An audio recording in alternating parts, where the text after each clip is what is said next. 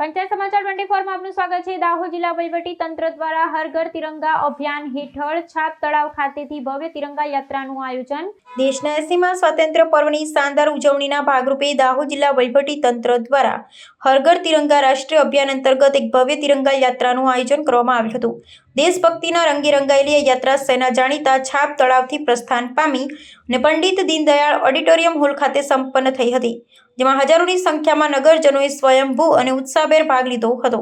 જિલ્લાના સહપ્રભારી મંત્રી પીસી બરંડાના અધ્યક્ષસ્થાને યોજાયેલી આ યાત્રાના પ્રસ્થાન પ્રસંગે સાંસદ જસવંતસિંહ ભાભોર, કલેક્ટર સુરભી ગૌતમ, જિલ્લા પંચાયત પ્રમુખ ગમાબેન મોહનિયા સહિત દાહોદના ધારાસભ્ય કનૈયાલાલ કિશોરી, ગરબાડાના ધારાસભ્ય મહેન્દ્રભાઈ ભાભોર અને જાલોદના ધારાસભ્ય મહેશભાઈ ભુરિયા વિશેષ રૂપે ઉપસ્થિત રહ્યા હતા।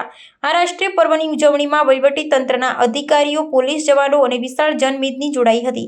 વિવિધ સ્વાતંત્ર્ય સેનાનીઓની વિશેષ વેશભૂષા ધારણ કરીને આવેલા વિદ્યાર્થીઓ આ યાત્રાનું મુખ્ય આકર્ષણ બન્યા હતા। યાત્રાના સમગ્ર માર્ગ પર સહભાગીઓએ હાથમાં રાષ્ટ્રધ્વજ લહેરાવી વંદે માતરમના ગગનભેદી નારા લગાવતા દાહોદનું વાતાવરણ રાષ્ટ્રપ્રેમથી ગુંજી ઉઠ્યું હતું।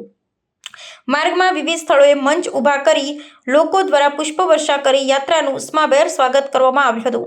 આ આયોજનને દાહોદમાં માત્ર ઔપચારિક ઉજવણી ન બની રહેતા એક ભારત શ્રેષ્ઠ ભારતની ભાવનાને વધુ સુદૃઢ કરી પ્રજામાં રાષ્ટ્રીય એકતા અને અખંડિતતાનો સકારાત્મક સંદેશ પ્રસારિત કર્યો છે।